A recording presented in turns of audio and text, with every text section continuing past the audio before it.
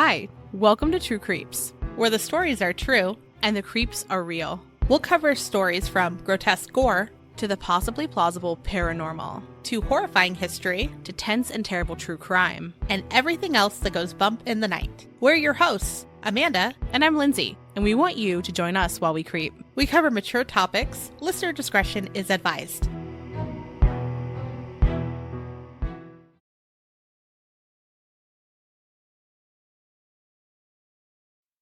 Hello, everyone. Today, we are going to talk about a group of people thought to have been a family that murdered at least 12 people in the late 1800s. This group of people is known as the Bloody Benders and may even be the first serial killer family in America.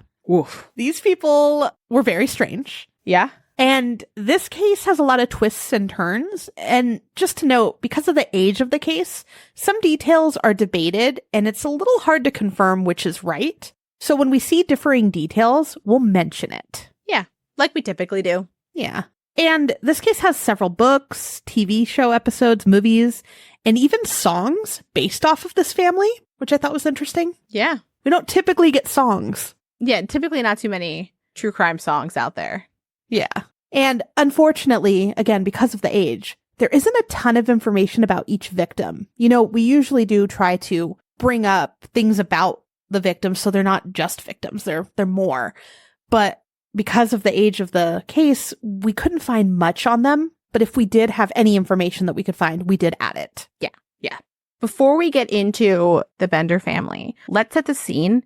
We're in 1870 Kansas, and we have to talk a little bit about Kansas history so you can understand why they were there and how. Yeah. Right after the Civil War ended, the United States government moved the Osage Nation from Labette County, northeast Kansas, to what would later become Oklahoma. The land where the Osage Nation had once lived became an area that was available to homesteaders.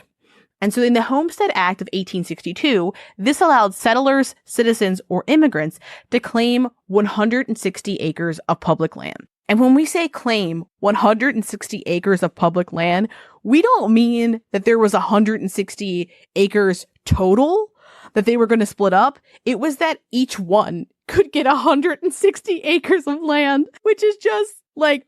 Yeah, stolen land. Yeah, like, here, take this stolen land and have so much of it. That's an unnecessary amount of land. It really is. I can understand, like, if you're farming, you want a substantial amount, but unless you're making, like, a city, I don't see... Anyway, I digress. So, people would come, and what they would do is, to claim the land, they would have to live on it for 5 years and improve it at the same time. And so in this method, they didn't have to pay for it.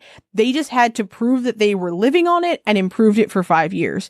This is kind of almost like a little bit like adverse possession today, where you can basically, like, depending on the jurisdiction, move onto someone's land. And so long as you meet certain statutorily defined criteria, you could be like, and now this is mine.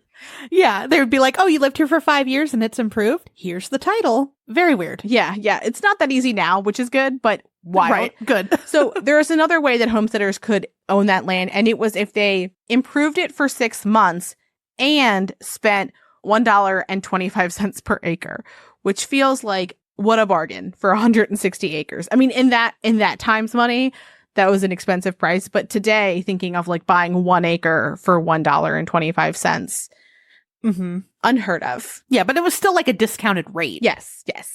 So between the Homestead Act and the Pacific Railway Act, lots of people started coming to Kansas around this time.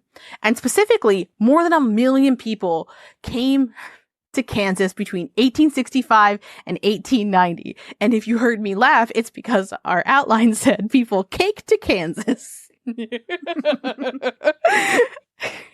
Normally it's my weird spelling errors. Yeah. Kansas cake. Yeah, Kansas cake. Everybody loves a Kansas cake. That sounds like a sexual act, doesn't it? Oh, I wasn't thinking of that, but... Anywho, so in around 1870 to 1871, 5 spiritualist families moved and settled in western Labette County. And for reference, the area is about 7 miles northeast of where Cherryville is now. And each one of those families chose one of the available claims, which was the sections of 160 acres, and then started building their homes. What an interesting way to move somewhere, right? Like there's no one there and it's like, all right, I'm going to pick this 160 acres if they wanted that much. And this is where we'll live in the middle of nothing. So we're going to call them a family, but we're going to talk about that later. That we'll be focusing on today consisted of the following. Also, just to note, some of the descriptions comes from newspapers and some come from some of the people in the area and how they describe them. So it varies a bit. And when we're talking about the family members, you may have heard them as different names, but we'll talk about the reason for that later. But the first person is John Bender Sr., or Pa Bender. He went by Pa. He was around 60 years old. He possibly immigrated from Germany, but to our understanding, there's some debates on that. There's not exact proof. He mainly only spoke in German, but he understood English. He really didn't speak much altogether, though, outside of like grunts. Like he'd like grunt when he was like agreeing or not, you know? Mm-hmm. He was around 5'8" to 6 feet tall. He was described as a, quote, wild and woolly looking man. And he was said to have a bad temper. One other place described him as being stooped and broad. There's no photographs of this family, but there are some drawings that people have made. Interesting. Yeah. So the next person is Ma Bender. And we've seen some sources that says she may have also called herself Kate, which is also her daughter's name, or possibly Elvira, depending on the source. So a few different names, but Ma is collectively agreed on. She was around 55 years old. She had blue eyes and brown hair. She spoke with a thick accent, and she was said to be unfriendly with, quote, sinister eyes. Neighbors started calling her the she-devil. Why wouldn't they? Right, fair. She claimed to be a medium who could speak with the dead, and she was also rumored to have the ability to cast spells. She ran the household with an iron hand and was said to have a really strong personality. So we say family, and when we are talking about the parents, they are the parents of adult children. Everyone here is an adult. So then there's John Jr., who was about 5'8" to 5'9".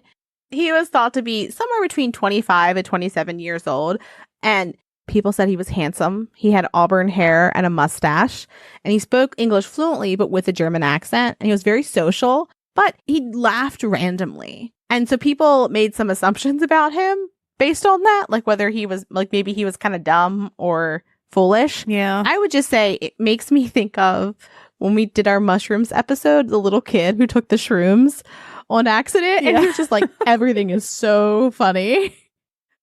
Right? I guess it was like at weird times sometimes, though. Like someone would be telling him something and then he'd just start laughing and they're like, okay. Yeah, I mean, I would just be like, well, tell me the joke. Like, are you nervous? What's going on? I think I would have to know. Like, I would be like, can you explain why you're laughing? Like, not in a rude way. I'd be like, I want to laugh. Let's go. Let's do it.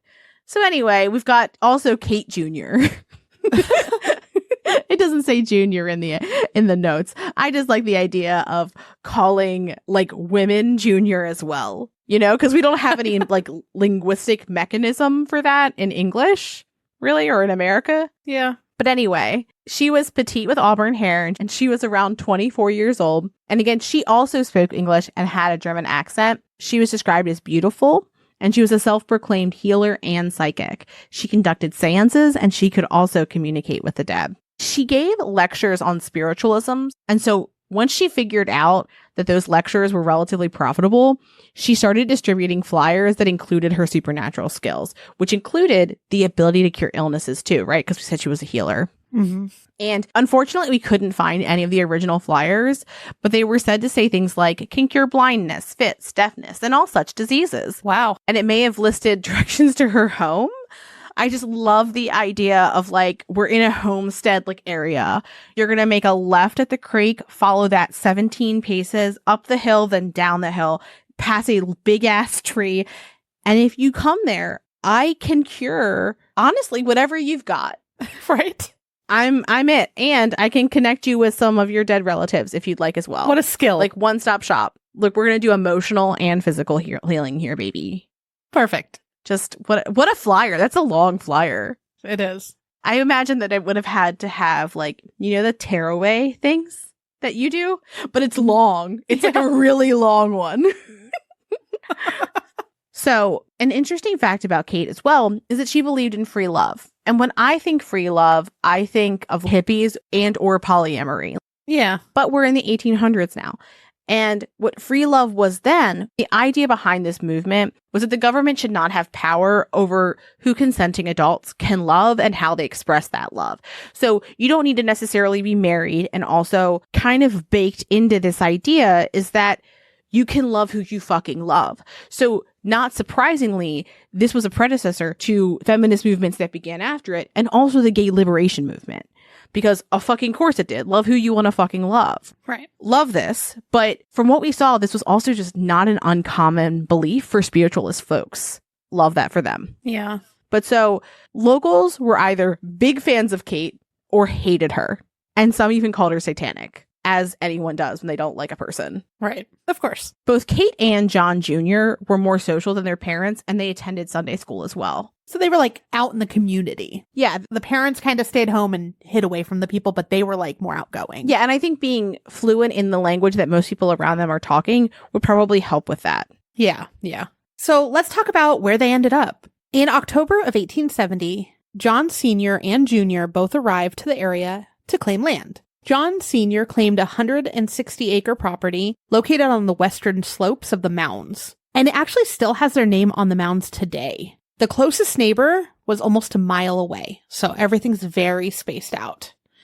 Additionally, John Jr. picked a narrow piece of land a little north of the property, but he never ended up living there or developing it. He just claimed it, but didn't do anything with it. So then the two women arrived sometime in the winter between 1870 and 1871.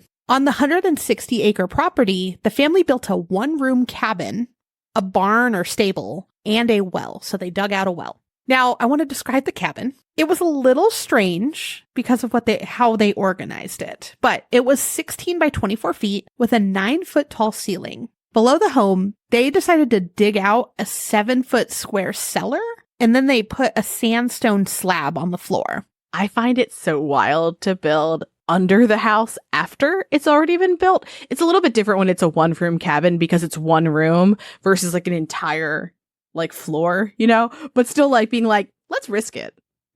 Yeah, let's do the cellar. So there was a trap door from the main cabin space to the cellar. And we're going to talk about the cellar a lot later. Shock. So in the cabin, here's what I found very weird. They put up this big canvas to section it into 2 sections. So one section was their living quarters. And then the other, they decided that they wanted to run a small inn from the other section. And also a store in the front of the house. 16 by 24 feet is not that big. No, it is not. They're doing the fucking most in that room. Right? Well, with 4 people living there and then letting other people stay and then selling goods. A lot of stuff happening in this tiny cabin. So the purpose of the store and the inn was to appeal to travelers that were making their way through Kansas. So remember, we said a ton of people were coming to Kansas and, you know, finding their claims. So they were passing through a lot of the time to find where they wanted to be. So what they did is they put a sign above their front door that advertised for groceries. And, you know, they carried the necessities for travelers of the time. Food, tobacco, liquor, and I believe gunpowder. Yeah, I mean, it makes sense that you would be traveling with gunpowder, though, at this time, because yeah, you're going to be going through, like, large areas where you do not know whether the people and or animals want to kill you. Exactly. And the family claimed to provide a safe overnight space for travelers to rest. On top of everything that they built, they also began cultivating an orchard. It occurs to me again that we're talking about 160 acres and that they were like, we're going to do all this, though, in this 16 by 24 foot room. Like, we've got 160 acres, but like, let's do it all in this room. I mean, other than the orchard. Right. And the barn, I guess. Yeah. And the barn. Still, though. And it just makes me think, like, there's so much space for activities. Like, 160 acres. Like, what couldn't you do? I feel like I would just go like fucking wild. Right? Like, I'd be so excited to have that much space and terrified. I think it's also trying to get the materials, right? Like they're in the middle of nowhere, Kansas, which is very flat, lots of grassy prairies. Like it probably was hard to get everything brought in. No, I'm even thinking just about like structures, like being able to have the space to have an orchard and a farm and a space for livestock and a place to like have a hotel and a grocery store. Yeah. Just do it all in the same room. Yeah. Like, why do it in the 160 acres when you could do it all in a 16 by 24 foot room. What are we doing with our houses? I mean, clearly we are not using them to their full potential. Mm-mm.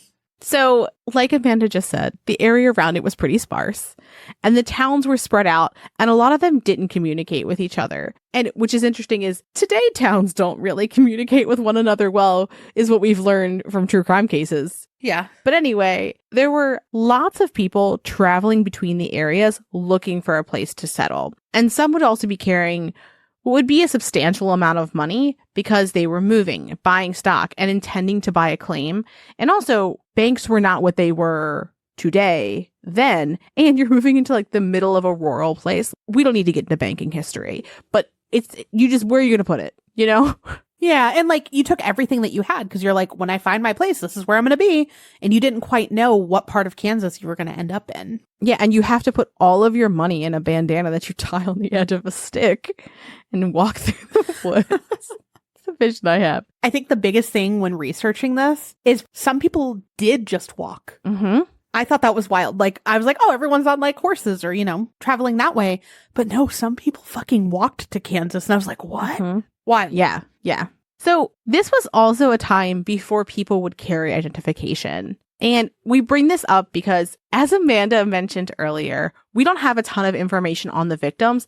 And part of that is because if you're not carrying identification and you're in a time period where there's not like the news as we have it today, who the fuck is going to identify this person? Especially if that person happens to be traveling alone, or even if they aren't traveling alone, but they went a few miles on their own for whatever reason to visit them, the Bender family. Unless they also have a copy of the flyer, that other person isn't going to know where to look. Right. They can have like the general area of where they said they were going to go. Mm-hmm. But a lot of these people were traveling a decent distance to find a new home, Mm-hmm. right? So it's hard to tell. Yeah. And then on top of that, those towns aren't communicating with each other. So if a person's like, hey, has anybody seen this person? Mm-hmm. They're like, not here. End of story. So let's talk about the murders now. So in May of 1871, the body of a man was discovered in Drum Creek. The name that we could find was just Jones. He had a blow to the head and his throat had also been cut. There wasn't any proof or evidence of who killed Jones, but people suspected the owner of the claim where the body was found. And from what we could see on Google Maps, this was just a few miles away from the Bender property, which it's interesting that people are automatically like, it's that family over there. They own the property. Only they could have killed him. No one ever goes on anyone else's property. Not to say that they didn't do it because, obviously, but like, it's just interesting. They're like, you own the property. That's your dead man. Yeah. Yeah. So again, the family was renting an inn on the one side of their weird divided room, and travelers would stop there for either a meal or drink, or they would stay the night. But sometimes people would also stop in for Kate's seances or healing. And as with any type of spiritual kind of work, people were sometimes not happy with Kate's methods. Supposedly, she would mumble incoherently and wave weapons around. I would just imagine that she may have had a knife, which is used in like some like witchcraft type of things, and or like they might not just know the words that she was saying. Possibly. I could also 100% a person not understanding things like that being like, what the fuck is happening right now? And being kind of like surprised by it, because while they are there literally for that and have asked for it, they are not used to seeing that kind of thing. So it's like, so far that it seems threatening, even though it's not. But anyway, one particular woman was not thrilled with her healing services and demanded a refund of her side saddle. Instead, she was said to have been chased across the prairie and threatened by the family. But her story was dismissed as people saw that Kate went to Sunday school and appeared to be a God-fearing young woman. I also do think that this is like a time period when people were like, a woman being violent? She could never. Yeah, but then it's going to drastically change. Yep. Because like we said, some people loved her and they're like, oh, she's great. She goes to Sunday school. And other people are like, she's the absolute worst. Yeah. So in February of 1872, the area was hit with a blizzard. After everything thawed, 2 men's bodies were found. Like Jones, they had blows to the head and their throats had been cut. There were some suspicions arising of the Benders, but nothing was really provable. So one neighbor had claimed to see Pa Bender driving the men's wagon during the snowstorm. But they're like, there's a snowstorm. It's hard to tell. Also, like, it's a wagon. How unique are these wagons? Yeah, but I guess like they knew that it belonged to these 2 men. Mm-hmm. So, on top of bodies being found, there's also some disappearances that happened in the area. In the fall of 1872, a man named Johnny Boyle was traveling by foot, planning to purchase some land. Johnny was a bachelor, and he was carrying around $1,900, and this would be almost $49,000 today. I'm sorry. Just like a loose $49,000. A ridiculous amount. So he was never seen again, and he never actually ended up purchasing land. So there's no record of him getting anywhere. Mm-hmm. Another disappearance was Henry Mackenzie, and he was also on foot, and he had walked to Kansas from Indiana, which blows my mind. That's a far walk. On November 6th or 7th, he began his journey to visit his sister in Independence, Kansas. So he had made it to Kansas, and then he's like, I'm going to go visit my sister who lives in Independence. He was dressed well, but he didn't have as much money. Some sources say that he was wearing a chinchilla coat. That sounds horrible. Insert judgment. Yeah, but he only had about 40 cents on him, so not much money. So the next person who went missing was Ben Brown, and he was traveling with a pair of horses when he disappeared. He didn't have much money on him, though. He had about $36, which is about $900 in today's money, but I would imagine that the horses were worth a lot. Yeah. So next was William F. McCrotty, who lived near Osage Mission, and he followed where Johnny Boyle had gone and was carrying $2,600, which is $67,000 in today's money, and then he was never seen again, too. Woof. It's a lot. Yeah. So next we're going to talk about George Lautner and his family. He had settled in a claim near Independence with his wife and young daughter. Interestingly, he was neighbors with the Ingall family, who was responsible for the Little House on the Prairies books, which, interesting. Yeah, I thought that was fascinating. What a little fact. But so, unfortunately, his wife passed away. We don't know whether it was in childbirth or after. We've seen conflicting information in sources. So, in the spring of 1873, George and his daughter prepared for a trip to Iowa so that the two could stay with their grandparents. He purchased horses and a wagon from a local doctor named William York. And after some time, when they didn't arrive, the grandparents sent word to Kansas. Dr. York was curious as to what happened. We couldn't find the exact date, but an abandoned wagon was later found near Fort Scott, and the horses were almost starved to death. Inside the wagon, there were clothes for a man and a young girl, and Dr. York identified the wagon as the one he had sold to George. That's really sad, and I feel bad for the horses, too. Oh, yeah.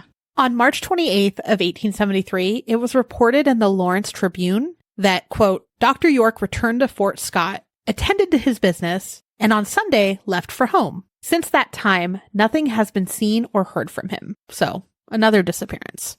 He was traveling on a horse, and he was carrying between $700 to $900, which is like $18,000 to $23,000 today. He had stopped at the Bender Inn. So it's unknown why he exactly stopped there, whether he was just looking for a place to rest, or if he was actually looking for some clues for George's disappearance. And a lot of people think it was about George. He was just like, I had just sold him the wagon. I had just seen him, and now he's gone, and we found my wagon, but what happened? Dr. York's disappearance was heavily investigated. Now, Dr. York had some very dedicated brothers looking for him. One was a colonel, and the other was a senator. So big names in the community, right? Mm-hmm. So one of his brothers kind of took the lead on the investigation. And what he did is he recruited 12 men to search the area around Cherryvale. Some sources say that there was more like 50 men, but I don't know if that was like throughout the investigation or who he recruited initially. When they stopped at the Bender Inn, Kate offered to perform a seance. It's unknown if they agreed to one or not, but other sources say that the Benders confirmed that Dr. York had stayed with them, but that he left, and what they said is perhaps he got into trouble with indigenous people when he left. They were just like, yeah, he disappeared. I don't know. He left. He was fine. We can't tell if this happened during the first visit when they were investigating, or if they happened to go to the Bender home again. But when they got to the Bender property on April 3rd, they questioned Ma about an instance involving a woman who had recently come forward, saying that she had fled the inn after being threatened with knives by Ma Bender. At first, Ma acted like she couldn't even understand what they were saying. She didn't understand English, had no idea. But Kate and John Jr. were like, no, that never happened. When Dr. York's brother repeated what he had heard, Ma became very upset and said that the woman was a witch who had cursed her coffee and ordered the men to leave her home. And this revealed that she understood what they had been asking. So she's understanding everything, and she just got mad and was like, no. So some sources say that after that, is when Kate was like, oh, well, I can help you find your brother. We can do a seance. Or it may have happened before. We're not sure. But what she told him is, yeah, let's do a seance, but I need you to come back alone next Friday night, and then we'll do a seance. But that also just seems like silly because people know where he's going. So if he disappears, it's probably not the smartest murderous tactic. Yeah, and I wonder if it's because he was going all over the place. Like Cherryvale is still a decent amount away. So it's like, there's so many houses. It was easier to kill people. So also, like, you could be a less crafty killer then. Well, that, and like, there were a lot of brawls over money. There were people stealing wagons, the evil horses we've talked about. Highwaymen. Yeah, there was like a lot going on where like it was kind of dangerous to go look for a place to live because you could encounter so much. So at this time, the men searching and York's brother were convinced that the Benders were responsible, along with their neighbors, the Roaches. Some wanted to hang them, but York insisted that they needed evidence first. In April, they held, which again, while they're like, what if we murdered them because we think that they're killers? Like, I think they were right, but like, let's hang them. Yeah. Wild. So in April, they held a community meeting in the Harmony Grove schoolhouse. Around 75 men attended, including Colonel York, Pa, and John Bender. After talking about William York's disappearance, they decided they would search every farmstead in the area. This required them to get a search warrant to search every homestead between Big Hill Creek and Drum Creek, which that's a lot of fucking space, especially with like limited people. Right. The search was led by Leroy Dick, and he was the elected township officer. We can't confirm the timeline between the meeting and this next part, but it may have been about 3 days after the meeting when Billy Toll was driving cattle past the Bender Inn when he noticed that it was abandoned. And obviously he reported it, but due to the bad weather, they weren't able to investigate for a few more days. When they did, they brought hundreds of volunteers. They all didn't come at once. They came over time to search for everything, but that's a lot of people considering that everyone's spread out. The family had abandoned their livestock and some had already died. The house itself was nearly empty, but there were a few items left behind, like a hammer, a knife, a clock, and a German Bible. That last one's pretty interesting because most of the time personal Bibles are very sentimental to them. So for someone to leave it is interesting. Mm-hmm. Leroy called for reinforcements and men came with picks and shovels. They smelled a terrible odor coming from the cellar. That's when they also noticed that the cellar itself had been nailed shut. So what they did was they took sledgehammers and they broke up the floor thinking that they would find bodies. But what they found was that the blood had soaked into the dirt, causing the odor, but there was no bodies. That's a lot of blood, though, to like soak the earth. Yeah. I would also imagine that like viscera, right? Like there would have had to been a little bit, especially because like that also sounds like a dramatic thing because it would have to be a lot of fresh blood for it to smell like that. Anyway. And we'll get to why. Yeah. So as they searched the property, they noticed that some areas in the orchard looked a little different. So as they dug, they found Dr. William York's body. His head had been bludgeoned and his throat had been slashed.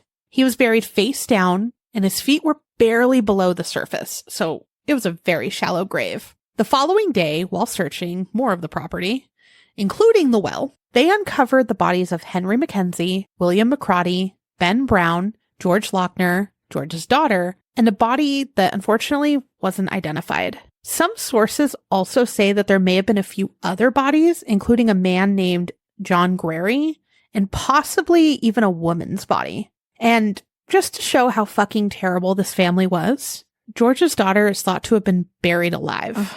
One source even said that the little girl had some broken bones too. So just horrific. Yeah. And the sources varied for how old she was, but I believe she was like toddler age. Oh my fucking God. Like children, terrible no matter what, but like, how the fuck? Yeah. Awful people. There may have also been some random body parts found that didn't belong to any of these identified bodies. A lot of people say there's more. Mm-hmm. It's just they don't know how many. Yeah. Well, and also, if they're digging up the parts that look strange, there's probably also spots that look normal now because they've grown over, right?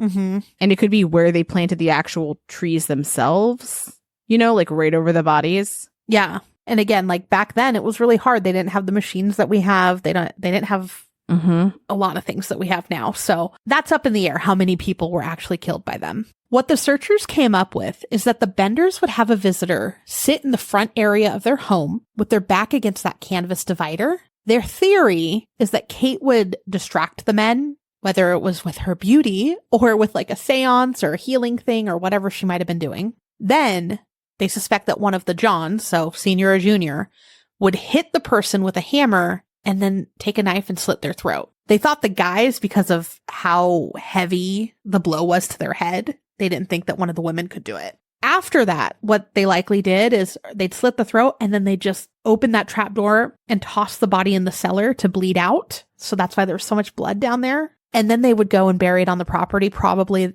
that evening, late at night, and usually in the orchard. But I did see that possibly one was in their well. I don't know why they'd throw a body in their well, but weird. Each victim was stripped to their underwear, robbed of their cash, their horses, and any valuables, and then tossed out like trash. It's debated why they killed the people. Some believe it's because they wanted to rob them. And Kansas really was the perfect place because it was so remote.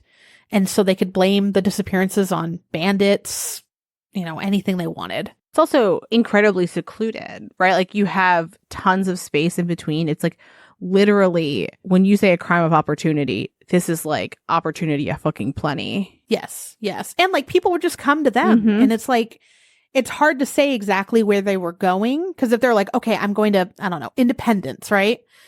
But what if they had to take a detour for whatever reason? They could have ended up through here and it doesn't even look like their path would have crossed. Yeah.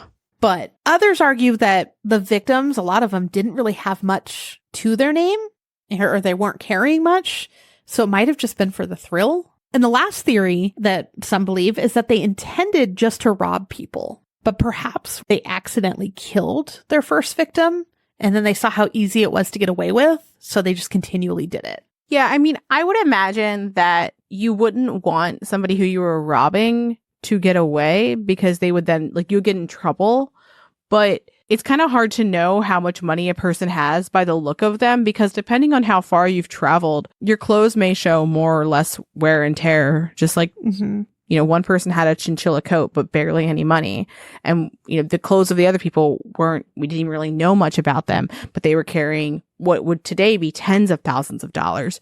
So it could be that they were killing people and robbing them, but they didn't know they didn't have a lot of money. They were like, oh no, you came here to buy stuff. So you have some money, right? Like they came in to pay for something, whether it was a service or a place to stay or a seance, right? So presumably they had something on them. Yeah, that or when I was thinking of they accidentally, I'm wondering if maybe while the person was sleeping, maybe if that's the theory, they're like, oh, let's get what we could. And then maybe they woke up and they're like, oh shit, like they know where we live. I don't know. I just can't even get behind that being a place where you would stay the night. Let me just stay in one room with 4 other adults who I don't know. Yeah, but I mean, if that was the only place where you could just lay down, it sucks. No, I mean, that's fair. And also depending on the weather, camping might not be an option. Yeah. So this next part reminds us a bit of Villisca.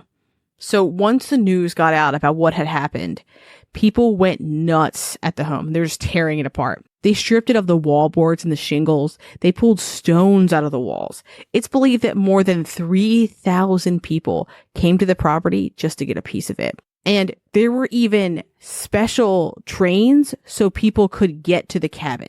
That's how popular it became. Isn't that crazy? Woof. Ultimately, the cabin was destroyed by the people taking pieces of it, which, I mean, you're pulling stones from the wall. It's not going to stay a wall for long. So the governor of Kansas at the time, Thomas A. Osborne, offered a reward to apprehend the Bender family. There was a $500 bounty for each member and $2,000 total. And that would be almost $13,000 today per person, with about $51,500 for the whole family. And York's brother, the senator, also offered a reward. Not surprisingly, people began frantically searching for the family. Several of their acquaintances were falsely arrested at different points in the search. One man, a friend of the family named Brockman, was an onlooker during the search of the property, and he was hung from a beam in the Bender Inn until he was unconscious. He was then revived, interrogated, and then hung again. After hanging him 3 times, they released him and he just staggered home. fucking awful. Isn't that crazy? So many people throughout like this whole investigation were arrested, including the neighbors. We couldn't find specifics though, but it might have been around 12 people that were arrested. Some were arrested for being involved in the stolen goods. So think about like when they were getting rid of the people's belongings, that perhaps they bought them. And they may not have even known. Mm-hmm. One was arrested for forging a letter from one of the victims, informing the man's wife that he had safely made it to his destination, which is horrific. Why? I couldn't find any more specifics on that other than that might have been one of the arrests. And I'm like, maybe the Benders were paying them a lot of money because they had just robbed them of so much. Mm-hmm. Also, when the news spread of what was found, some people came forward saying that they had actually escaped the inn. William Pickering said that he refused to sit with his back to the canvas because of the disgusting stains that were on it. And when he wouldn't cooperate, Kate threatened him with a knife and then he fled. Another person that came forward was a Catholic priest, and he said he left when he noticed one of the Bender men concealing a hammer. I just can't even picture being like, here, sit against this blood-stained canvas. Right? Like, no worries. Just sit against the blood canvas. Don't worry about it. Don't you want to press your body against that? Yeah. Fucking weird. And, you know, we know with other investigations, people like attention. Mm-hmm. So, I mean, who knows if that actually happened? But if that did, that's wild. Yeah. It's also interesting that there was a Catholic priest there, because why was he there? Right? Because, like, this would be blasphemous for what they were doing in the house in terms of, like, not even the murder. I'm talking about, like, seances and shit. There are points in history where Christianity and spiritualism intersect in ways that aren't complete opposites. So maybe it's that, but it's just interesting that he would be there. Right. Unless he just was in desperate need of a place to stay. Yeah. So during the search, the Bender's wagon was eventually found about 12 miles away, and it was in Thayer. A ticket clerk at the train station claimed that he may have sold tickets to Humboldt to 4 people that matched their description. Now, from Humboldt, people speculate a lot of different things of where all of them could have gone. Some say either south towards Texas, or possibly north to Kansas City, and then east from there. Some sources say that John Jr. and Kate may have taken an additional train to Texas, traveling to an outlaw colony in the border region between Texas and New Mexico. So, like, they stayed together. And then possibly Pa and Ma continued to Kansas City, where they may have purchased tickets to go to St. Louis. Other sources, though, are like, the only thing that we really know is that they took that first train. That was like a good source of information. Mm-hmm. Who knows where they went, right? Yeah. No idea. But what we do eventually find out is the true identities of the family members. And John Bender Sr.'s real name was John Flickinger. Ma was actually Almira Milk Griffith, but some sources say her name was never known. Interesting. John Jr. was John Gebhardt, and Kate was Eliza Griffith. So notice, same last name as Ma. Mm-hmm. Once their real identities were known, people then also began speculating about other things, like whether Eliza and John were actually lovers. And again, Eliza is Kate Jr. So whether they were just posing as siblings, because otherwise it would be kind of strange that this family was like these strangers. Well, not these strangers, but like it might be kind of strange that they're all living together. Right. Yeah, it would draw attention. Like, why are 2 random families living together? Yeah. And then some even speculate that any, quote, inconvenient children that Eliza and John may have been disposed of by Eliza. I feel like that's a really big stretch. It is. Clearly they're not good people, but unless there were bodies found, I just feel like you're just creating like a horror story. Right. That they're just killing babies. Well, some people, because of her reputation and because of her free love and all of that, some people were like, she's with everyone. Oh, she's doing this, or she's flirting with people to do this. Like, it seems like a lot of the attention went to her. Mm-hmm. Not that she was in charge of it, but because she was the worst of the worst, which is interesting. Mm-hmm. Everything kind of came down to, like, she's the biggest villain. She kills children. She kills her own babies. Yeah. And there was also speculation that Almira Ma killed several of her husbands in the past, and that she had even killed some of her own children that threatened to expose her. We've seen that she may have had 12 children in total, and that Eliza may have been one of them. again, interesting that to vilify a woman, like the worst thing, they're like, oh, she killed her children. Whenever I see like that speculation, I'm like, oh, you're just naming the worst thing you can think of a woman doing. Which I mean, like, it is a terrible fucking thing, but it just makes me think like, oh, you're demonizing them. Yeah. Just talk about the real things they actually did. Like, horrific without that. Yeah, exactly. And so what actually happened to the family is unknown. There's a lot of different theories and a lot of people going, oh, they were definitely seen here. But unfortunately, it's not 100% known. There were sightings of the family all over the country. However, the reward was never claimed. So that, Yeah. You're not sure. That's telling. Now, there were posses of people that were searching for some of the members because remember, they could have gotten a lot of money. And a few of them even claimed that they found all 4 of them, killed them, and then disposed of their bodies. One posse said that they shot all of them, except for Kate, who, was a witch and they had to burn her alive. Another group said that they lynched them and they threw their bodies into the river. A third group says that they killed them in a gunfight and that they buried the bodies on a random prairie. Now, my thing is like, if any of this is true, why would they dispose of them instead of going and getting reward money? Exactly. Right? Like if they had the means to control them a little bit, especially if they burned Kate alive. Yeah. Why not just take her for a journey and get some money? Yeah. I think that is where my head goes to as well, is that this just seems like something people were bragging about because they wanted to like seem cool or whatever the word they used was then. But yeah, I feel like that's a lot of money to just be like, I'm good. Even if they were killed, right? Yeah. They could still be like, hey, look what we did. It was self-defense. People aren't going to probably vilify the person who killed the murderers, Right. So some suspect that John Gebhard, or John Jr., may have disappeared into outlaw territory west of Texas and died there. Many people wouldn't pursue them into this area if they did go there. And the reason behind this is because typically lawmen following outlaws into this area often didn't come back. So it was a little too risky. And Eliza, or Kate, may have been with him, or she may have just went to Michigan with her mom.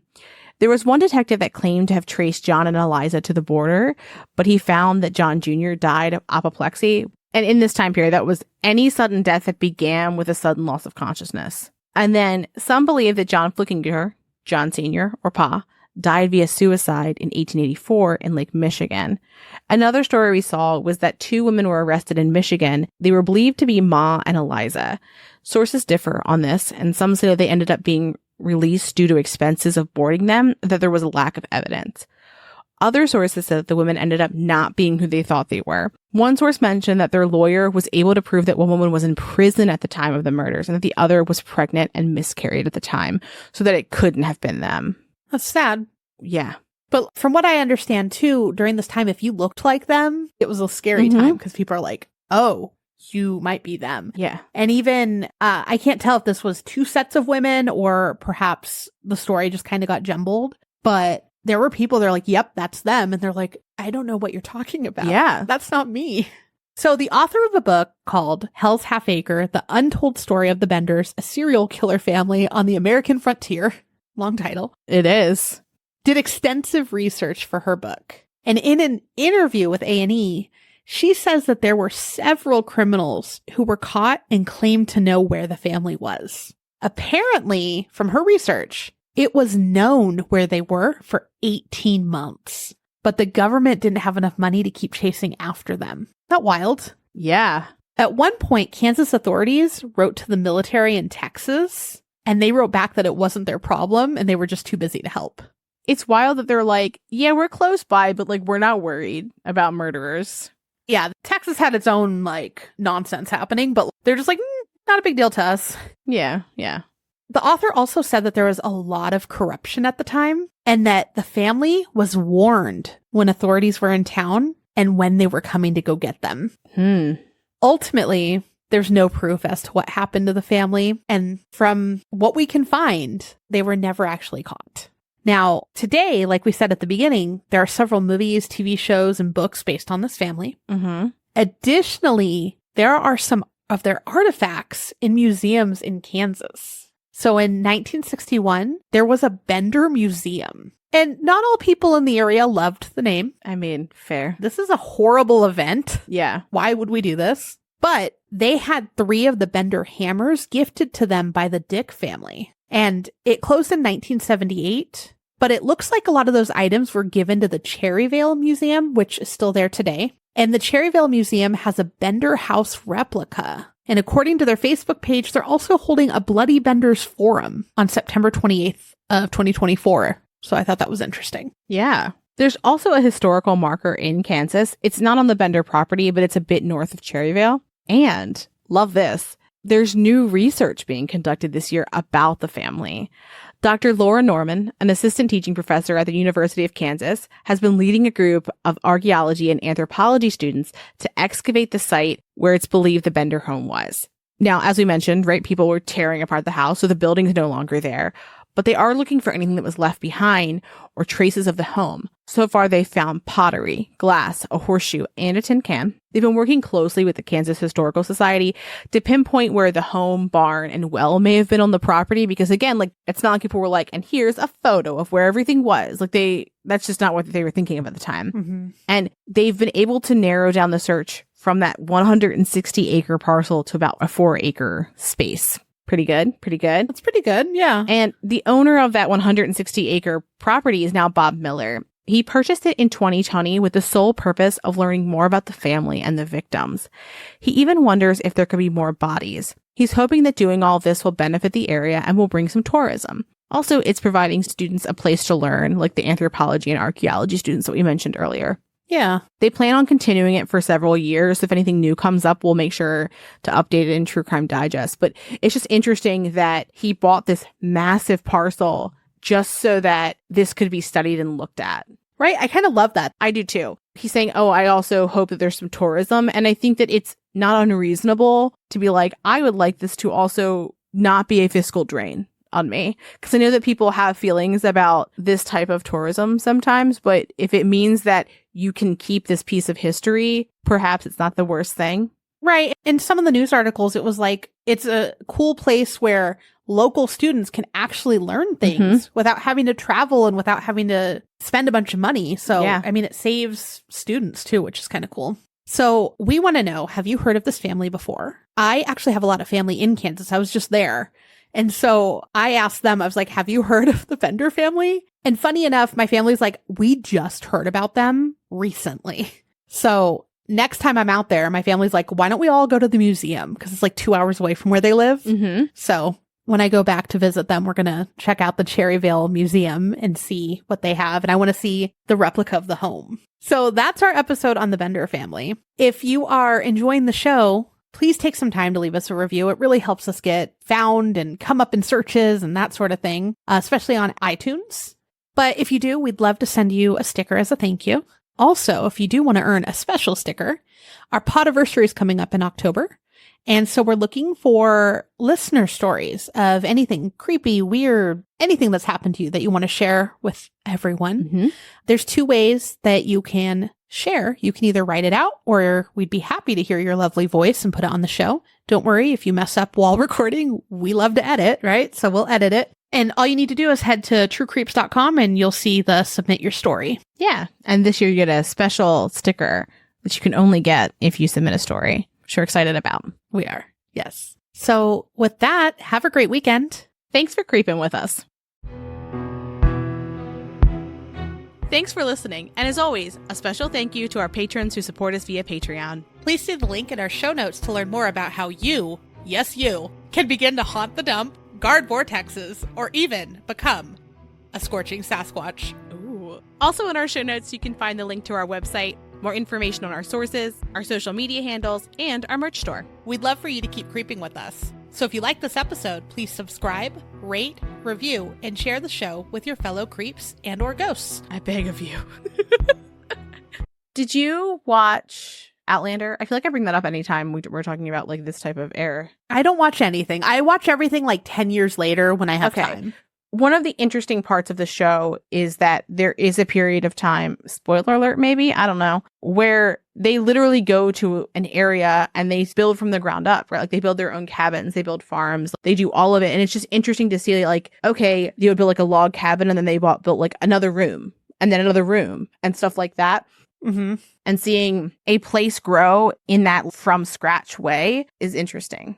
Yeah. I mean, I can relate because we were the first block built in the middle of nowhere. And then the recession happened. So nothing got built for years. And it was just our singular block with nothing. We had like cows behind our house. Yeah. It was really weird. Amanda does have a log cabin as well. That her home very much is a log cabin feel. A 1-room log cabin. For sure. Where they've added just one more extra room. In the land of beige. In the land of beige. So you could have just a rock farmer. Every time I'm driving home, because it truly is, I'll look and I'll be like, there literally is no other color. It is beige on beige on beige. Yeah. Yeah. Recently, I saw someone post a map of the US and each state was the color that it's primarily made out of. So like a lot of eastern places were like really green. And so Arizona was just like beige brown. That was it. When Amanda came to visit Maryland, she came in January. So it was like all the trees were dead. And I was like, okay, but it normally is really green. Like you're driving on the highway and it's like surprisingly pretty. Especially if you come in the fall, there's like foliage while you're driving. And like sometimes you'll just drive to look around at how just fucking pretty it is. We don't do that here. Yeah, I know. Allegedly, you apparently can do that like an hour north of you, but I don't believe that. I'll send you some pictures of us playing in the snow. Nope, okay, doesn't exist. That's you in Alaska.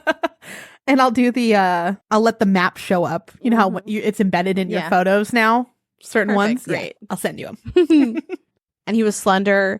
He was thought to be about 25 to 75 years. 25 to 75 years old. What a fucking range! They had no fucking idea. Like, also 75 is older than the father. So like. I'm goofy today. She was petite with auburn hair and she was around 25 years old, 24 years, and she was about, oh my God, Lindsay, your fucking mouth. So on top of bodies being found, there was also Sir. no reason. He woke up from sleep to scream. Sometimes you just gotta wake up and scream. Okay, so just as the quickest of side notes, for the briefest of moments, my brain deleted the idea that people made fur coats, and in my head it was just various chinchillas holding hands while wrapped around his body. Why did my brain do that? I wish it was that. What a weird thing for my brain to do like a Flintstones style like usage of animals, right? Because they're like how they use you know what I mean? Yeah. Years ago, funny enough, Mike and I, as our first pet together, we wanted to go get a chinchilla. They're very cute. I don't know why, but we're like, we're going to go get this chinchilla. I think that was also a very millennial dream, was to have a chinchilla. Like that meant like everybody knew one person who had a chinchilla and you were like, oh, that is just the pinnacle of like life and success is to have a chinchilla. Yeah. Yeah. So we went to the pet store. They hand me this chinchilla. I'm holding it and I look and I'm like, I'm going to lose this fucking thing. I'm going to lose it and one of my dogs is going to eat it. Mm-hmm. So we left the pet store with a tortoise. Oh, I love that. That I still have today. That was like 20 years ago. Your love tortoise. Speaking of love tortoises, they're brown and this next guy's name's Ben Brown and he was traveling with a pair of horses. The worst segue. Also, you may hear Hallie playing with her toy. She got a new toy today. It's her adoptiversary, and she's squeaking it. Baby.